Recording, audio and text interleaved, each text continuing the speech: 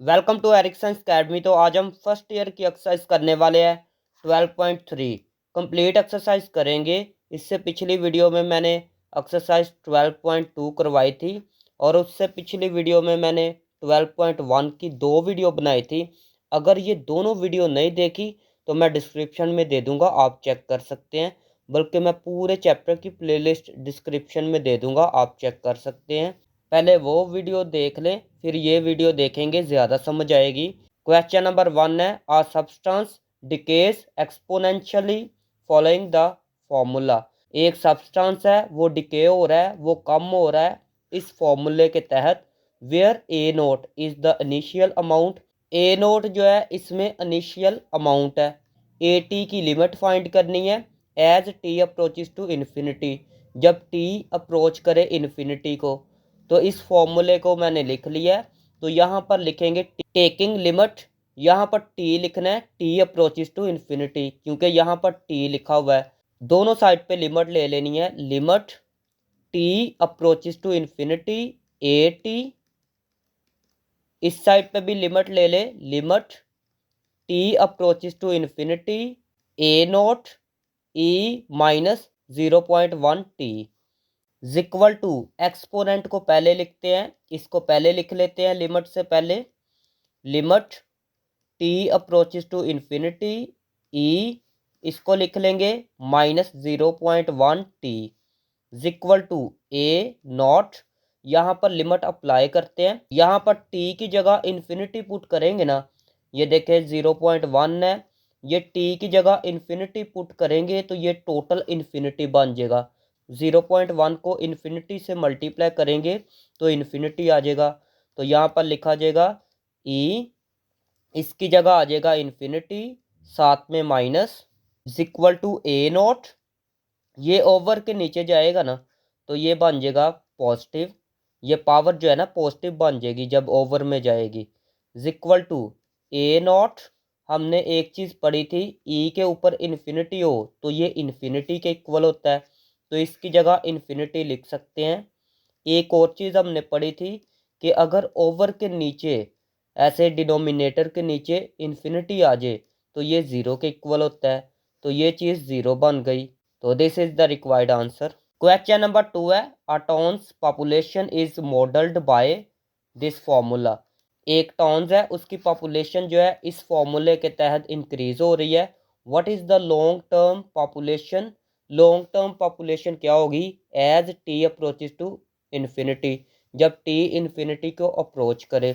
Population model लिखेंगे, ये formula दिया गया है, यहाँ से देख के मैंने लिखा है। दोनों साइड पे लिमिट को ले लेते हैं। लिमिट यहाँ पर लिखा हुआ है टी अप्रोचेस टू इन्फिनिटी, तो लिखेंगे टी अप्रोचेस टू इन्फिनिटी, इसको लिखेंगे पी टी इक्वल टू, इस साइड पे भी लिमिट ले ले, limit T approaches to infinity 1,50,000 है, 1 प्लस 9, इसको वैसे लिख ले minus 0.5 T equal to 1,00,000।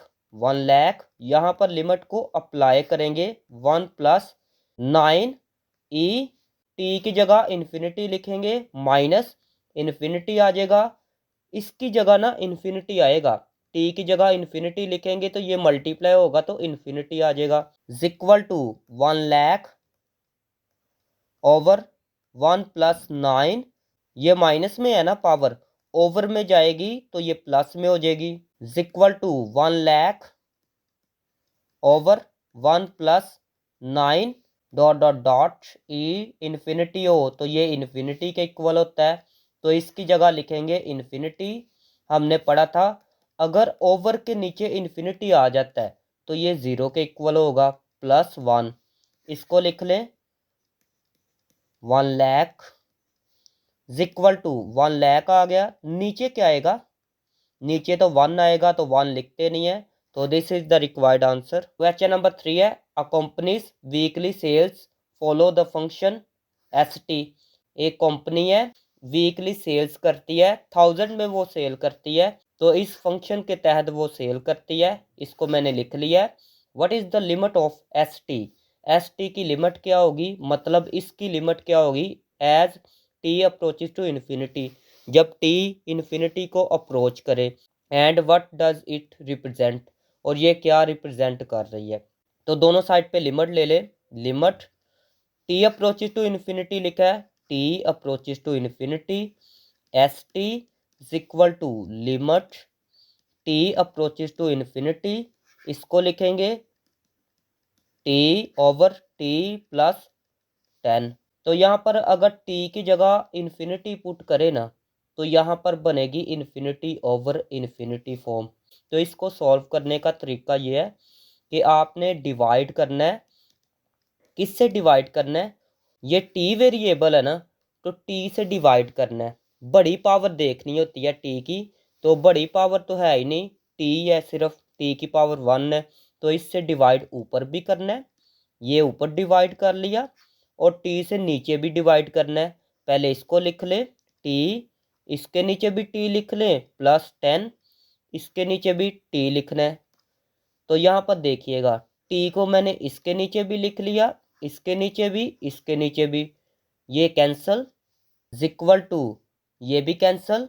Limit T approaches to infinity, ऊपर आएगा 500 ओवर, यहाँ पर आएगा 1 plus 10 over T, 10 over T, यहाँ पर लिमिट अप्लाई करते हैं, ये आएगा 500 ओवर 1 प्लस 10।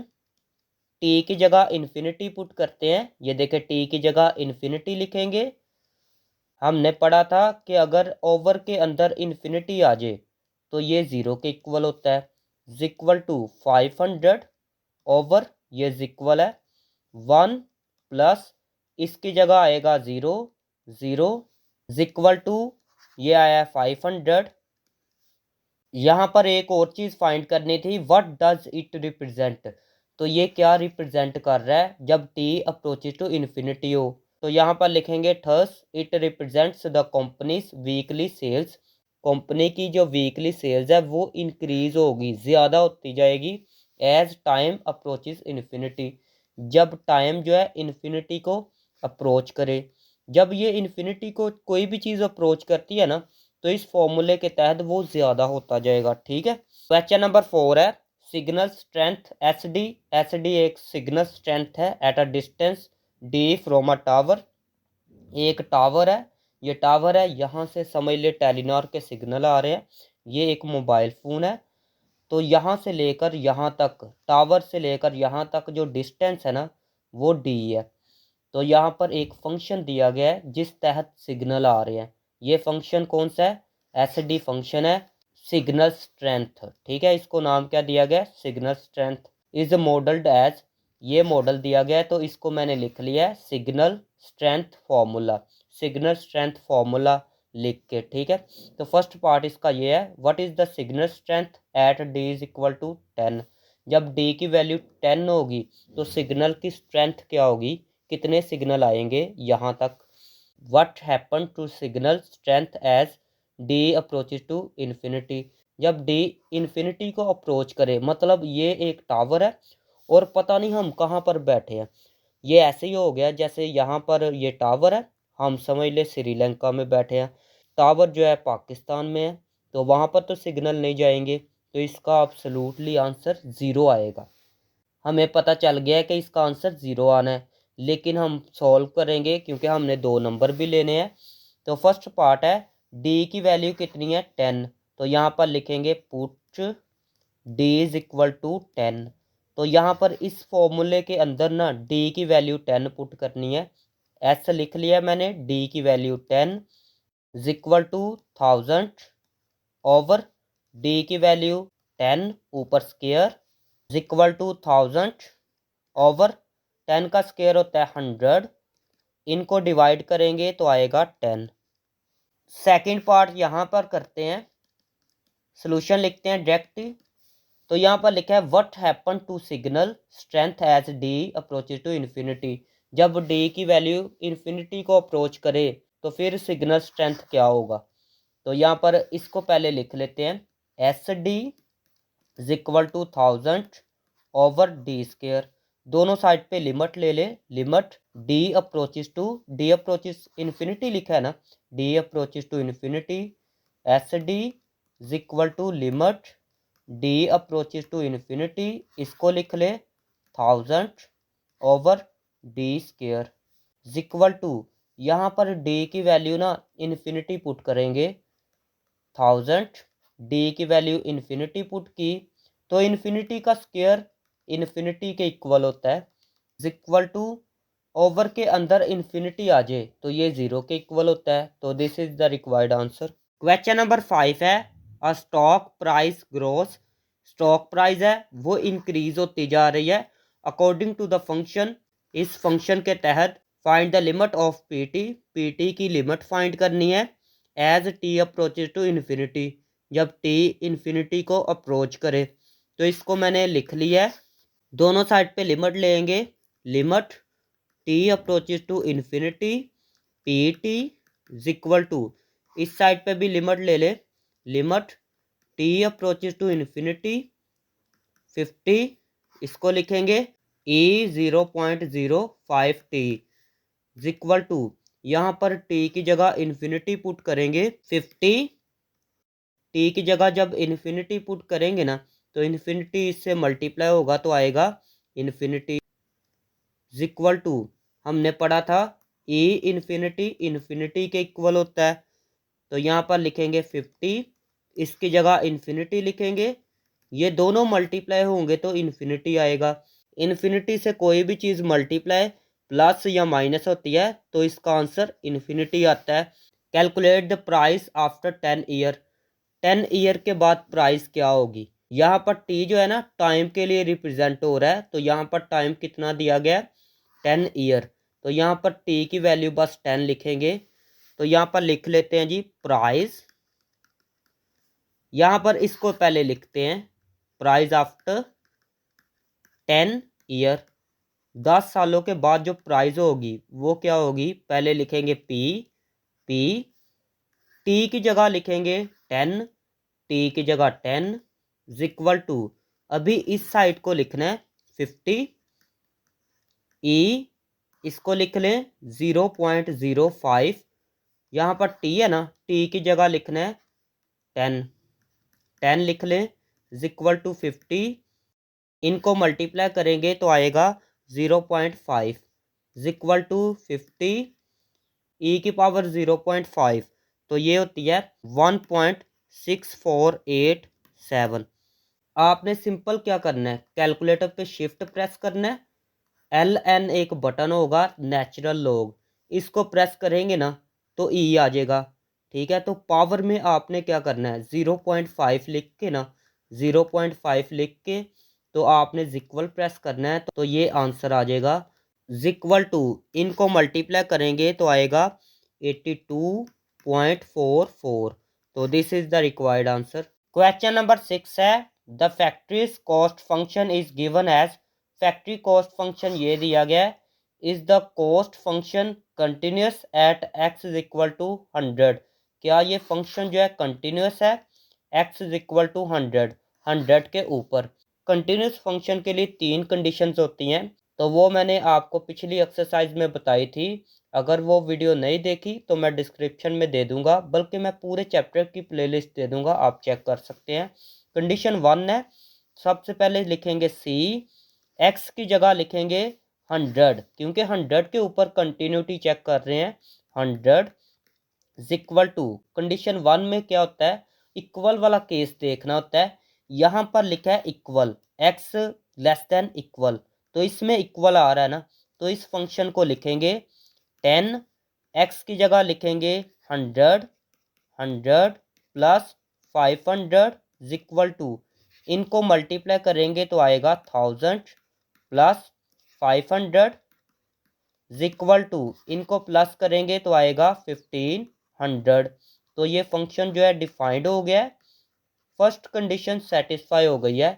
कंडीशन 2, कंडीशन 2 में क्या करना होता है, लेफ्ट हैंड लिमिट और राइट हैंड लिमिट फाइंड करनी होती है, लिखेंगे left hand limit is equal to limit x approaches to, यहाँ पर क्या लिखा है 100 लिखा है ना, तो लिखेंगे 100 माइनस, माइनस मैंने क्यों लिखा, ये होता है लेफ्ट हैंड लिमिट की निशानी, सी एक्स यहाँ पर सी एक्स क्यों लिखा, क्योंकि यहाँ पर सी एक्स लिखा है।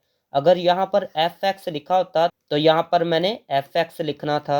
Equal to limit x approaches to 100 minus left hand limit के लिए लेस देन वाला देखना होता है फंक्शन, ये लिखा हुआ है, या यहाँ से देख लें x less than equal to 100, तो इसके अंदर लेस देन आ रहा है, तो ये वाला फंक्शन लिखेंगे 10x plus 500 equal to x की जगह 100 लिखेंगे, ये 10 लिखा, x की जगह 100 प्लस 500 इक्वल टू इनको मल्टीप्लाई करेंगे तो आएगा 1000 प्लस 500 इक्वल टू इनको प्लस करेंगे तो आएगा 1500। राइट हैंड लिमिट फाइंड करनी है।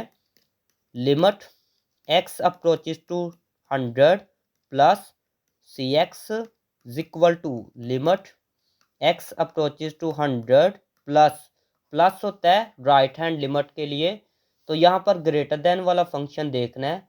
ये लिखा हुआ है x ग्रेटर देन 100, तो ये वाला फंक्शन लिखेंगे 12x plus 300 equal to x की जगह 100 पुट करना है, 12 x की जगह 100 प्लस 300 इक्वल टू इनको मल्टीप्लाई करेंगे तो आएगा 1200 प्लस 300 इक्वल टू इनको प्लस करेंगे तो आएगा 1500। लेफ्ट हैंड लिमिट और राइट हैंड लिमिट इक्वल आ चुकी है ना, तो लिखेंगे as left hand limit. Left hand limit को इससे लिखते हैं, यहाँ से देख के भी लिख सकते हैं।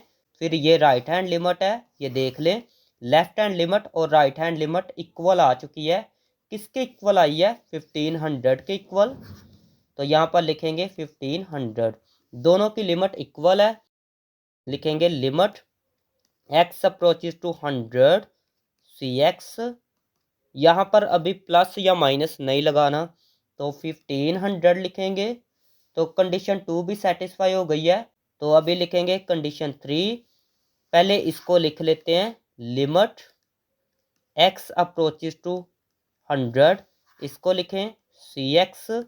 थर्ड कंडीशन फाइंड करने के लिए आपने इसको लिखना होता है, तो ये लिख लिया इक्वल टू, उसके बाद आपने लिखना है फंक्शन, ये लिखा हुआ है सी, तो लिखेंगे सी। एक्स है ना, तो एक्स की जगह जिस पे कंटिन्यूटी चेक कर रहे हैं उसको लिखना है, इसको लिख ले 100।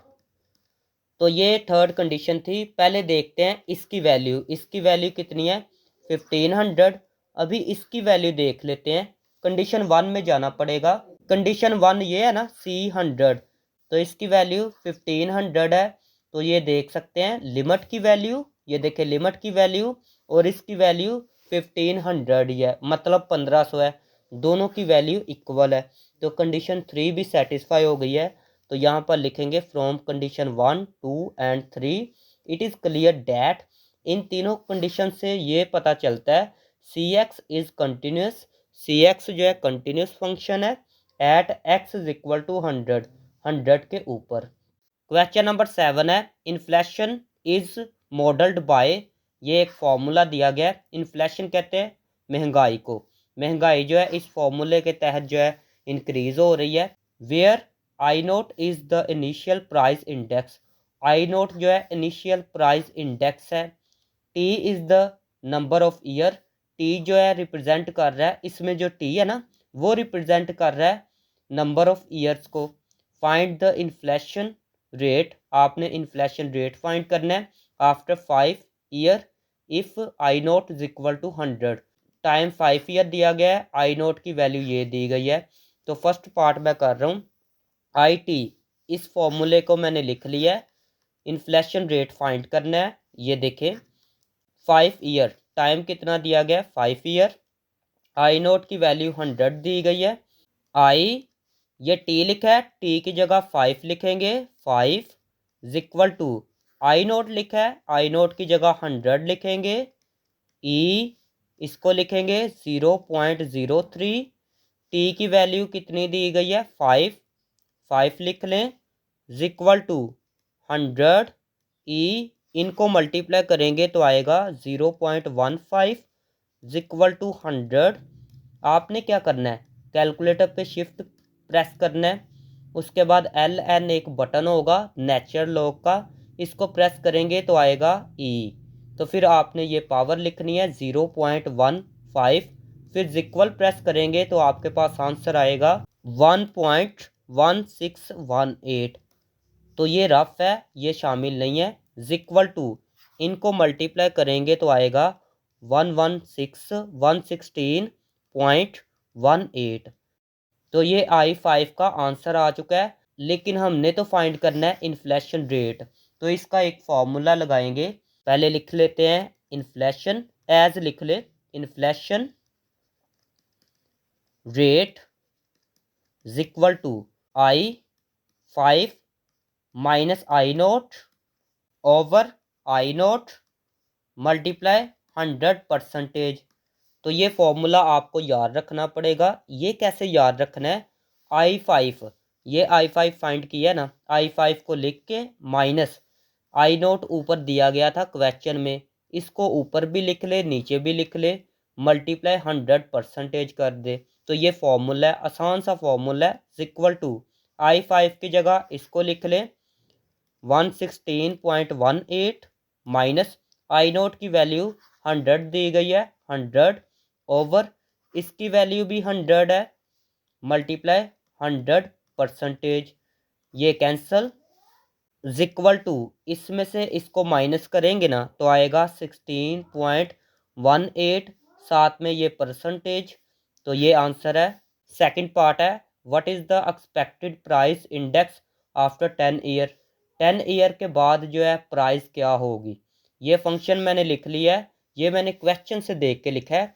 प्राइस इंडेक्स आफ्टर 10 ईयर, इतना इतना वैसे ही लिख ले। इक्वल टू बस टी की जगह ना 10 लिखना है यहाँ पर, ये आई है ना, आई लिख लें। ये टी है, टी की जगह लिखना है 10, ये देख सकते हैं। इक्वल टू इसको पहले लिख लें, I0 जो है 100 है, ये फर्स्ट पार्ट में दिया गया था, देख लेते हैं एक दफ़ा। ये देखें I0 की वैल्यू 100 थी। ई लिख लें 0.03, टी की जगह लिखेंगे 10 लिख लें।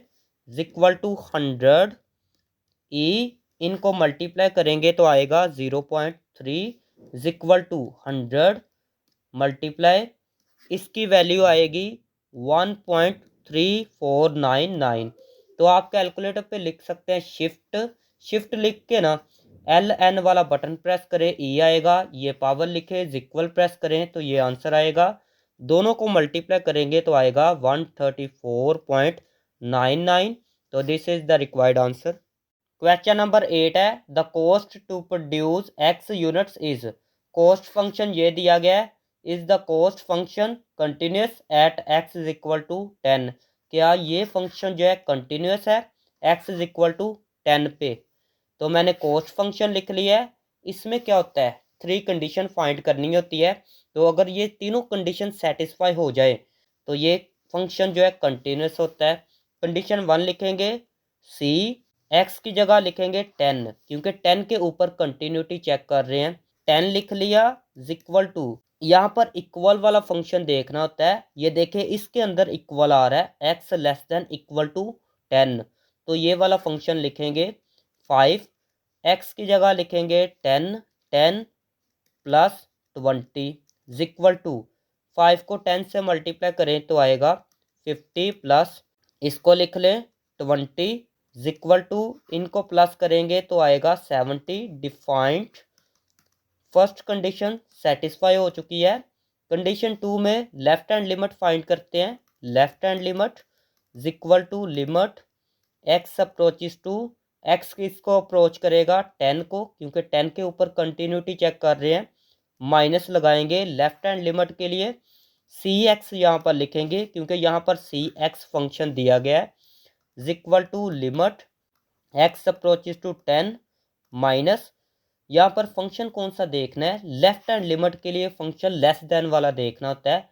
X less than equal to, यहाँ पर लेस देन लिखा है तो ये वाला फंक्शन लिखेंगे 5x plus 20 equal to x की जगह 10 लिख लें, 5 एक्स की जगह 10 प्लस 20 इक्वल टू 5 10 जार 50 प्लस 20, ये आएगा 70। राइट हैंड लिमिट फाइंड करेंगे। Right hand limit x approaches to 10 plus cx लिखेंगे equal to limit x approaches to 10 plus क्यों लगाया, ये राइट हैंड लिमिट के लिए लगाते हैं।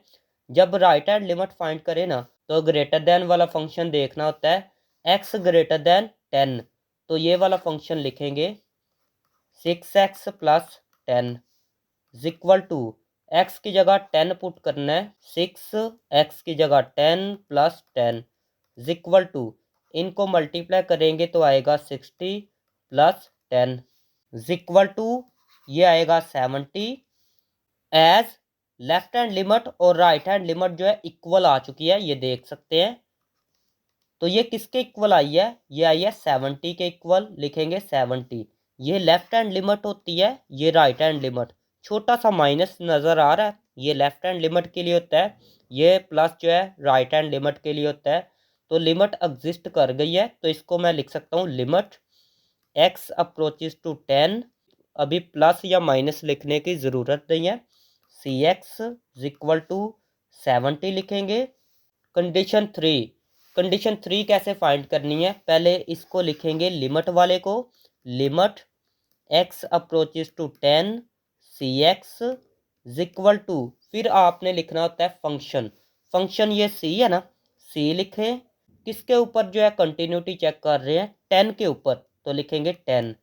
यहाँ पर पहले तो मैंने लिमिट लिखा इक्वल टू, फिर इसको मैंने लिखा है, ये कहाँ से देख के मैंने लिखा है, ये कंडीशन 1 से भी आप देख के लिख सकते हैं, C10 लिखा। इसका आंसर 70 आ रहा है, इसका आंसर 70 आया था ना, तो इसका आंसर भी 70 आया है, दोनों इक्वल है, थर्ड कंडीशन भी सेटिस्फाई हो गई है। तो अभी हम लिखेंगे from condition 1, 2 and 3 it is clear that, इन तीनों कंडीशन से क्या क्लियर होता है, cx is continuous at x is equal to 10, x is equal to 10 पे cx जो है कंटिन्यूस फंक्शन है। तो ये थी आज की वीडियो। अगर वीडियो अच्छी लगी तो चैनल को सब्सक्राइब करें, वीडियो को लाइक करें। मिलते हैं नेक्स्ट वीडियो में।